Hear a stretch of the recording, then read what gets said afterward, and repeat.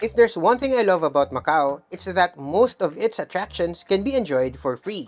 In this video, we'll list down some of the many things you can do that do not entail damage to our very fragile pockets.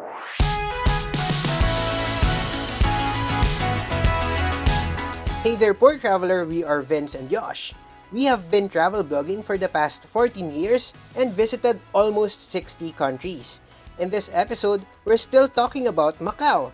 This time, about its numerous free attractions. But before we begin, don't forget to subscribe to this channel and ring the bell beside it if you haven't yet, so you're always updated whenever we publish new episodes. If you're watching this on FB, we're on the road to 1 million followers, so follow our page and share this video too.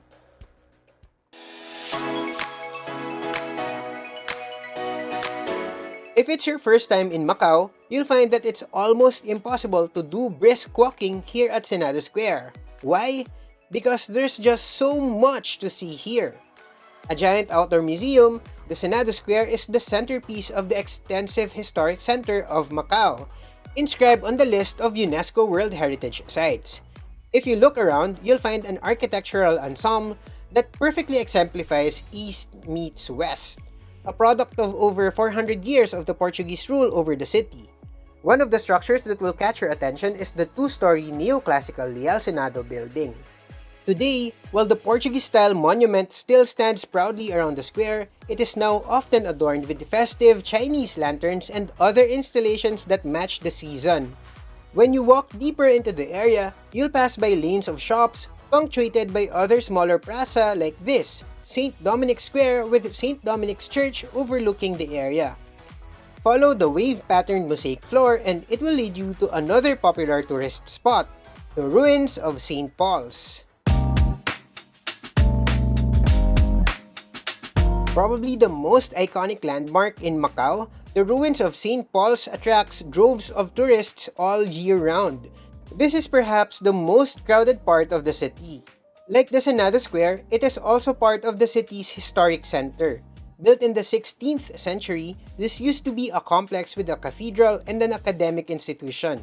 The church itself was added later in the 17th century, but today, only the facade remains standing after being battered by a typhoon and 3 fires.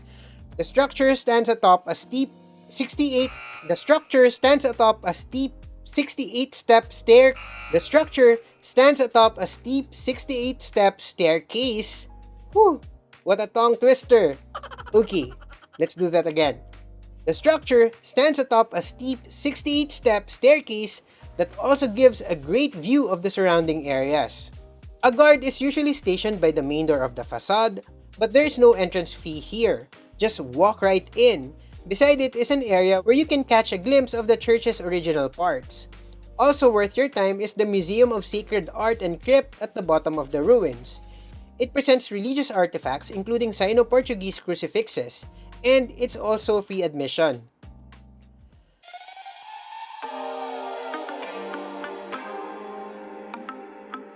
Just beside the ruins of St. Paul's stands a small single-chambered Chinese temple called Tcha. Often overshadowed by the neighboring church ruins, this site is often not crowded at all, but it is still a part of the UNESCO-listed Historic Center of Macau. Dedicated to guardian deity Tcha, it is said that it was built so that the protector would finally put an end to a plague that was spreading in the area at the time. And yes, you can also visit it without paying an entrance fee.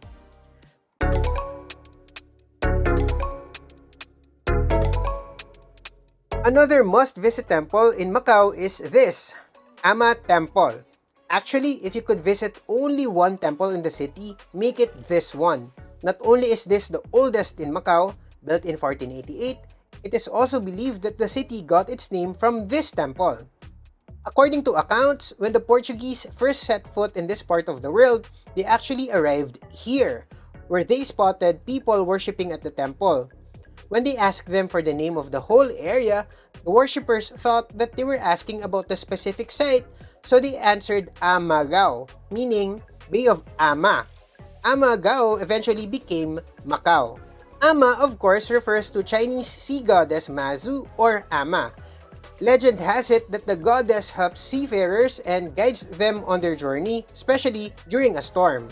Located at Largo de Pagode de Bara, in the southeastern tip of the peninsula, it is a bit isolated, making it a tiny isle of silence in the bustling ocean that is the city center. Okay, let's step away from the historic center for a bit and head over to Cotai Strip and take a look at the city's more modern attractions. Macau is best known for its luxury hotels that provide not just 5-star accommodations but also a wide range of attractions.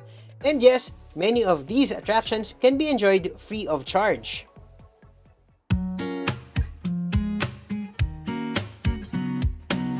As you approach Wynn Palace, I bet the very first thing that you'll notice is the line of cable cars that hang above it.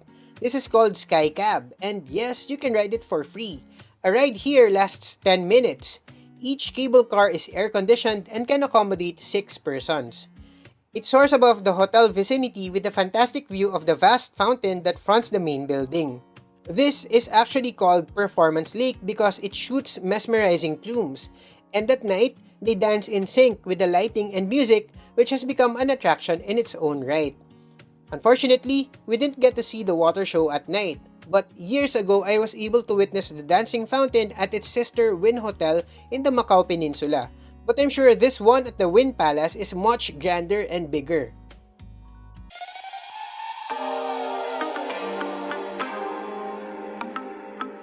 If visiting the Eiffel Tower in Paris isn't feasible for you right now, well, there's another Eiffel Tower here in Macau. At roughly 160 meters tall, it's just half the height of the real thing, but still pretty captivating nonetheless, especially at night. Every 15 minutes from 6:15 p.m. to midnight, every single night, the iconic landmark is covered in dazzling lights, creating an awesome show that bathes the surrounding area in various colors. Okay, hold on. The tower has 2 observation decks.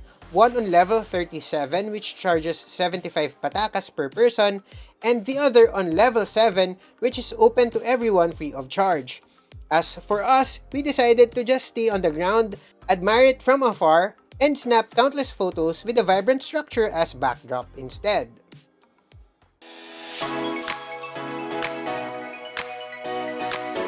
This London-themed hotel and entertainment complex officially opened on the 25th of May 2023. This was the site of the Sands Cotai Central before, but it wasn't just given a simple rebrand. It's more like a complete British makeover, from the exterior to the attractions housed in it. The first thing you'll notice is its stunning facade, a look-alike of the Palace of Westminster and Houses of Parliament, and a replica of the Big Ben, trying to compete for attention with the Parisian's Eiffel Tower just across the street. It chimes every hour, but it's most spectacular at night. At the main lobby, you'll find this replica of an iconic London fountain. And from here, you could get lost in mini London and take unlimited selfies at the many UK icons scattered around, including this double-decker bus and a statue of Sir Winston Churchill greeting everyone at 10 Downing Street. You can also hop into this taxi for what they call Black Cab Escape, where you'll get to enjoy a virtual drive with David Beckham. These are just some of the many attractions inside. We were told there's also a changing of the guards, but we didn't get to see it. And all these can be accessed for free. There's also a Harry Potter exhibition, but this one collects an entrance fee. Okay, let's head back to the peninsula to explore the quieter and less visited spots of Macau.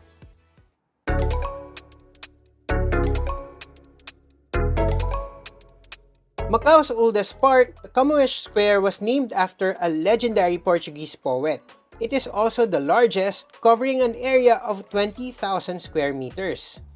3 separate areas comprise the square: the Camoes Garden, where the poet composed many of his sonnets; the Casa Garden, a parquet built in 1770 in front of the residence of Portuguese merchant Manuel de Pereira and is now an art gallery; and the Protestant Cemetery, which is the final resting place of some prominent figures, including the first Protestant missionary in China and Sweden's first consul general in China. We don't have videos because it has been years since we last stepped into the square. We weren't YouTubers then, so here are some pics instead. But I remember how peaceful and quiet this park was, and I can totally imagine how this park inspired poets to write their best works.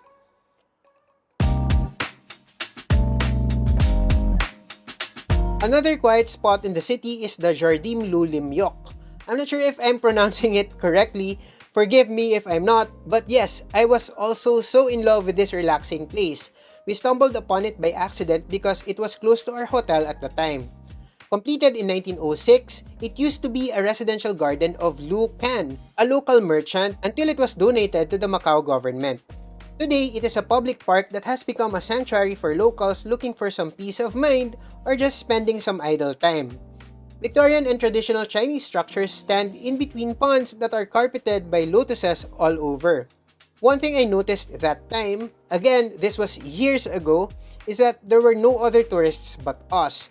Most people here were locals just, passing the time or meeting friends or spending time with family. It was absolutely lovely and I hope it's still this way.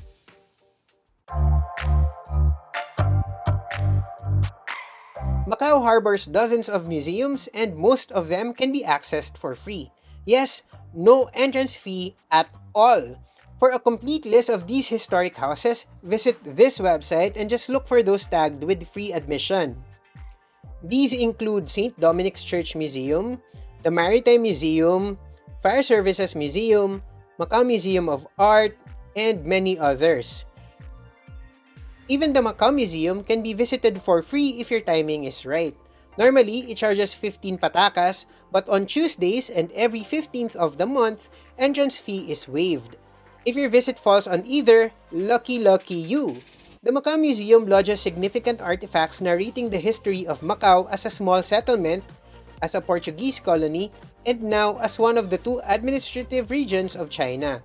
Its content isn't the only thing worth admiring here. The location itself is of historical significance. The museum is set inside Mount Fortress, Macau's most important defense. Seated regally atop Mount Hill, the fortress affords gorgeous panoramic vistas of the city in all directions. Actually, there are more free attractions in Macau such as the historic Gia Fortress, and we haven't even touched Colo 1 yet. But that gives us more reasons to return to the city and maybe create a part 2 of this video. If you don't want to miss that, you know the drill. Tap the subscribe button and the bell icon beside it now if you haven't yet, so you're always notified whenever we have new uploads. By the way, Philippine Airlines offers direct flights from Manila to Macau, so if you haven't booked the ticket yet, consider flying with PAL. One thing I love about PAL is the generous baggage allowance that automatically comes with each booking. For Macau flights, check-in baggage can weigh up to 25 kilos for economy passengers. That's on top of the 7 kilo carry-on baggage allowance. Another reason we prefer PAL is its 4-star service and delicious in-flight meals and unlimited drinks on board, which are already included in the booking. Visit philippineairlines.com to search for flights to Macau. You can also follow us on Instagram, X, and TikTok. Just search at The Poor Traveler, single L. We also have a podcast. Follow The Poor Traveler Podcast on Spotify and Apple Podcasts. That's all for now. Remember, plan smart, travel safe, and make every trip worth it.